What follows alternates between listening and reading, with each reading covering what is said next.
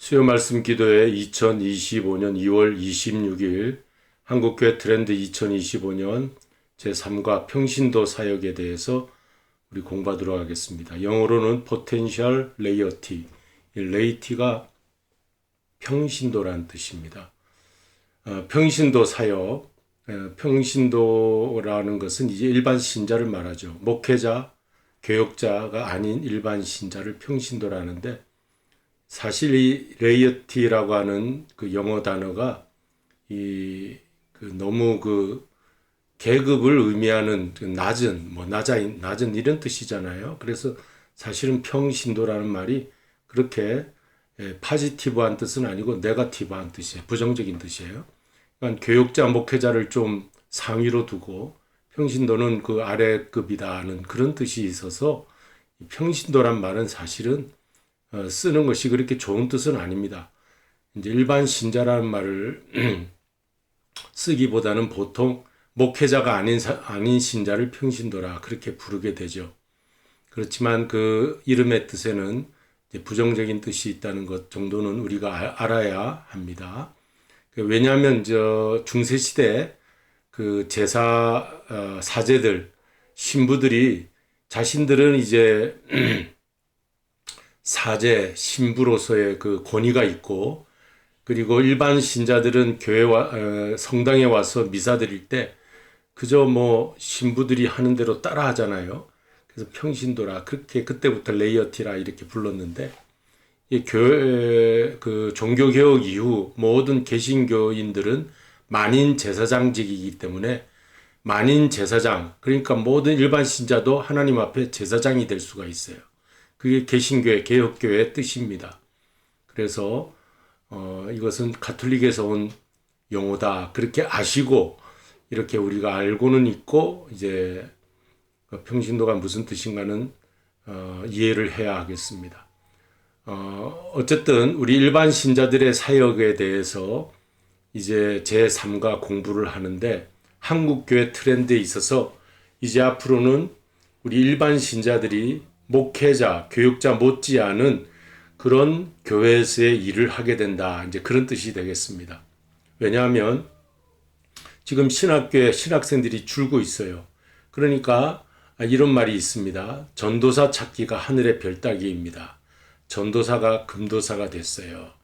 지금 지방이나 일반 작은 교회들에는 전도사들이 오지 않는다고 합니다. 교육 전도사. 그러니까 교육 전도사들이 주로 유년주일학교는 학생부를 맡았는데 지금 일반 집사님들이나 장로님들이 주일학교 또 청소년부를 많이 맡고 있다고 그러죠.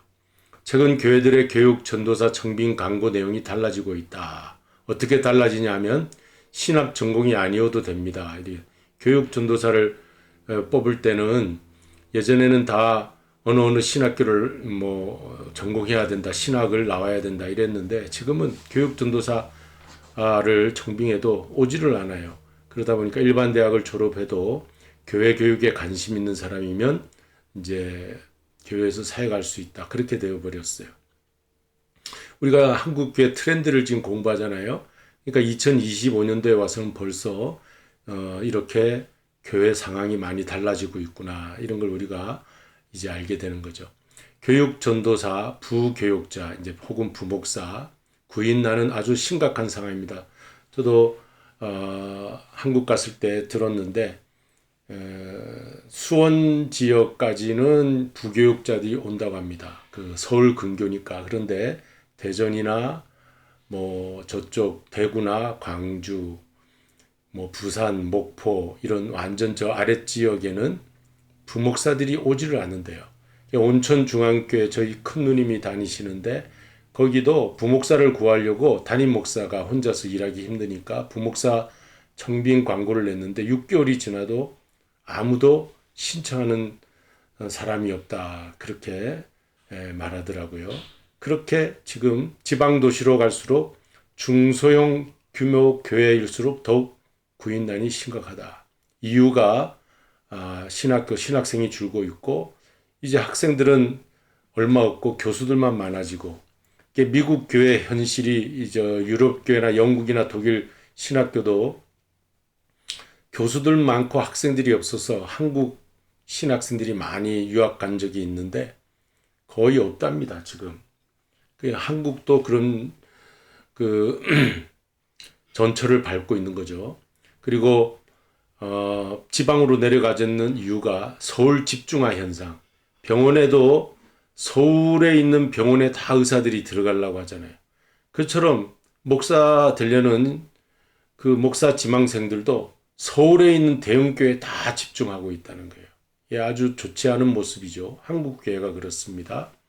그리고 자녀 교육 문제도 사실은 서울을 떠나면 자녀 교육을 할 수가 없다. 뒤처진다.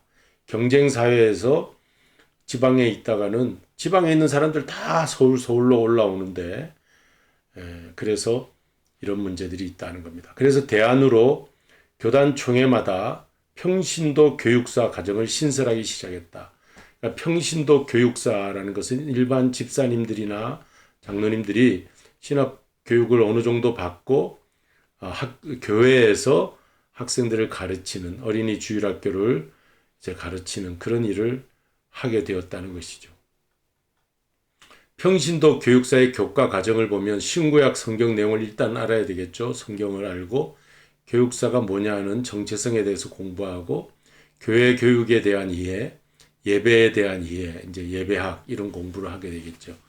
실천 신학적인 이런 실무 공부를 합니다. 1년 2학기제라고 해서 22주 과정을 거치면 교단마다 이런 이제 과정을 두고 평신도 교육사가 된다. 전도사가 없으니까 대체적으로 이제 대체 대안으로 평신도 교육사를 만들기 시작했다.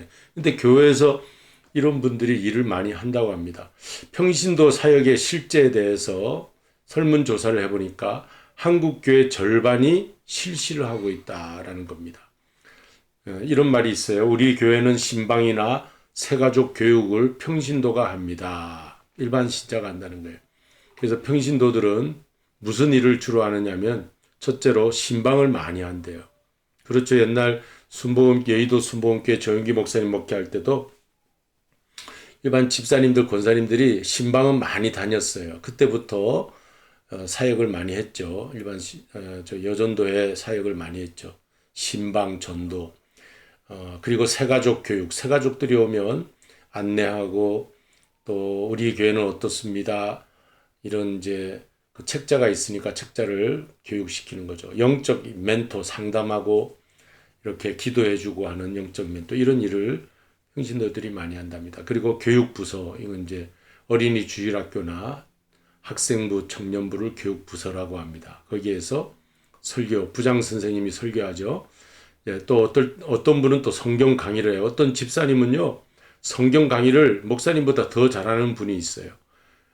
우리 유튜브에도 보면 한 집사님이 나와서 성경 강의하고 있는 걸 듣게 되죠. 아주 재미나게 잘합니다. 그리고 전교인 기도회를 인도한다. 제가 한국에서 목회할 때, 이제 신천교회 이제 우리 권사님이 계셨는데 그 권사님은 영적 은사가 있어요. 그래서 그분은 직접 기도원 원장도 하시고 했는데, 때로는 제가 어디 그 총회를 간다든지 지방에 간다든지 어떤 회의차, 교회를 비게 될 때가 있잖아요. 그때는 그 권사님에게 새벽 기도 부탁하든지 수요 집회를 부탁하든지 그렇게 해서 기도회를 인도하게 한 일이 있습니다. 자, 이런 일들을 집사님, 권사님, 장로님들이 하는 일이 더 많아졌어요. 앞으로는 더. 그전에는 목사님들이 많으니까 한 교회에 뭐 담임 목사 있고 부목사 죽 있으니까 집사님, 권사님, 장로님이 이런 일 할 일이 별로 없었죠. 그런데 지금은 많이 부교육자도 사라지고 중소교회는 부교육자가 거의 없어요. 대형교회들만 많이 몰려있고 그러다 보니까 장로님들도 이렇게 사역에 많이 투입되고 있다. 그런데 목회자만 해야 되는 사역이 있어요. 그건 뭐냐면 결혼식 주례, 성례전 집전, 장례식 집례 이건 아직 목회자들, 안수받은 목회자들이 이제 해야 된다는 것으로 아직은 이제 그렇게 되어 있고 여기 1번부터 6번까지 이런 일들은 이제 일반 신자분들이 할 수 있다. 그렇게 되어 있습니다. 그래서 우리가 한국교회 지금 새로운 트렌드 중에 평신도가 가장 많이 참여하는 사역이 뭐냐면 신방사역이랍니다.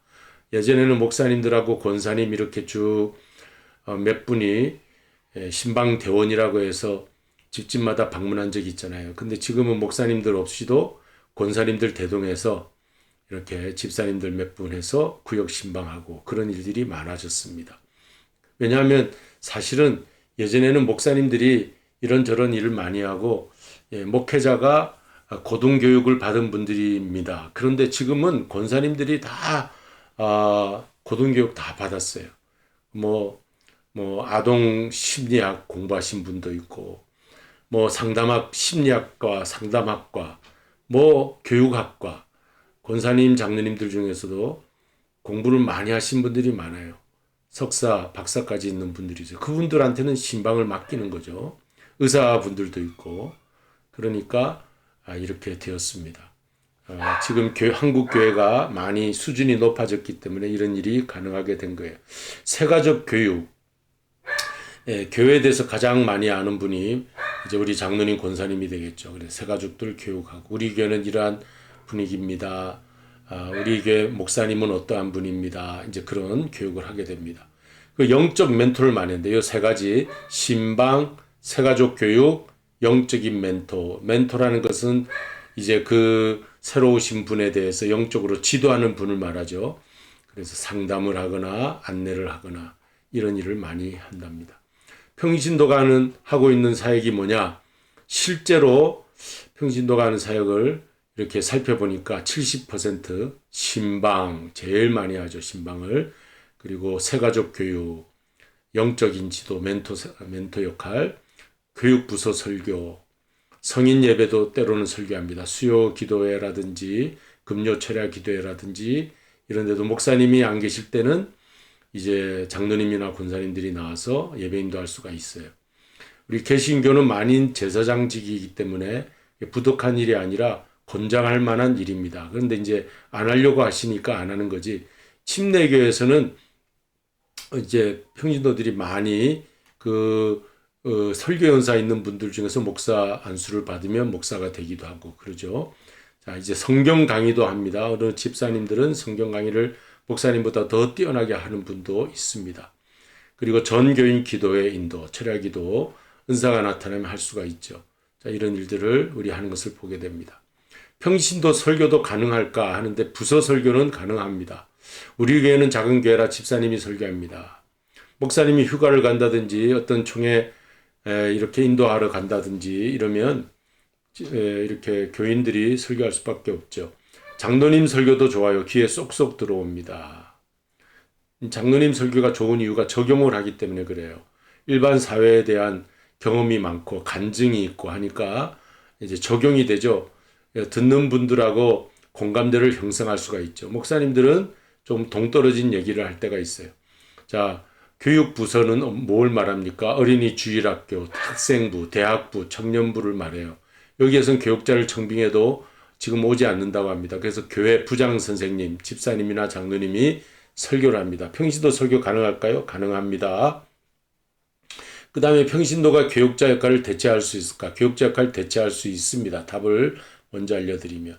신방, 예전에는 신방 목사님들이 했지만 지금은 신방대원, 이제 대체해서 하는 거죠. 새가족 교육, 교육부서 설교, 아까 다 말씀드린 겁니다. 평신도를 교육자로 세워도 좋을 것 같습니다. 담임 목사 79%가 이 교육자 역할을 대체하는가 찬성했어요. 담임 목사님은 부교육자들이 오는 것보다 일반 우리 사랑하는 그 장로님 또 귀한 우리 권사님들이 이 사역하는 것을 다 찬성한다고 그래요. 응답했습니다.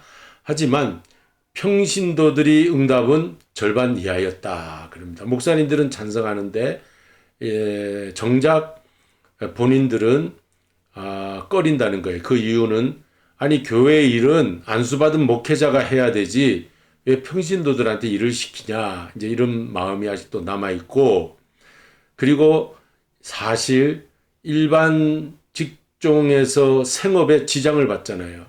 목사님은 교회 일을 하는 거지만 일반 신자들은 주중에 내일 직장 가든지 생업에 자영업을 하든지 생업에 종사하다가 지쳐 있는데 주일은 좀 쉬어야지 주일까지 일을 시키냐 이제 이런 말이 있다고 그래요. 대체할 수 있을까 했는데 이런 불평이 있다고 합니다. 하지만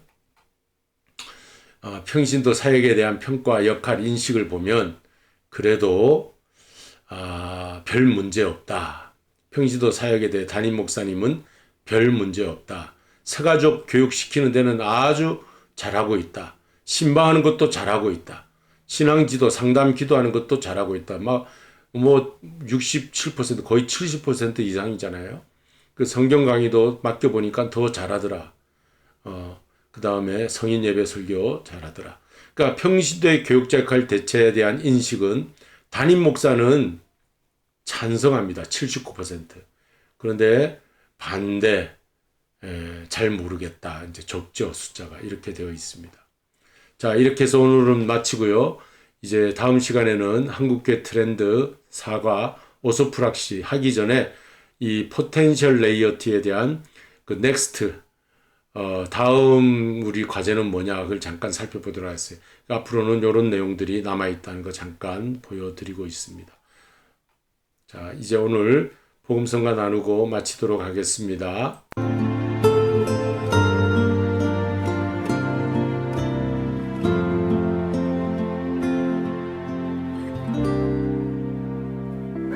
사랑합니다. 나의 예수님 사랑합니다. 아주 많이요. 사랑합니다. 나의 예수님 사랑합니다. 그것뿐이에요. 사랑합니다.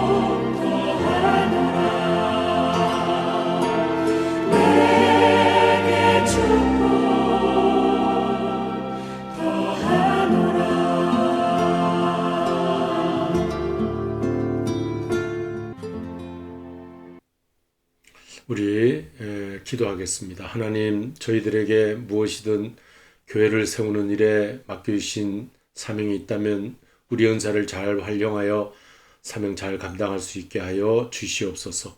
예수님의 이름으로 기도하옵나이다. 아멘.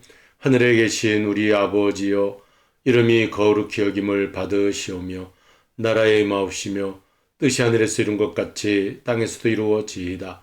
오늘날 우리에게 일용할 양식을 주옵시고 우리가 우리에게 죄 지은 자를 사하여 준 것 같이 우리 죄를 사하여 주옵시고 우리를 시험에 들게 하지 마옵시며 다만 악에서 구하옵소서.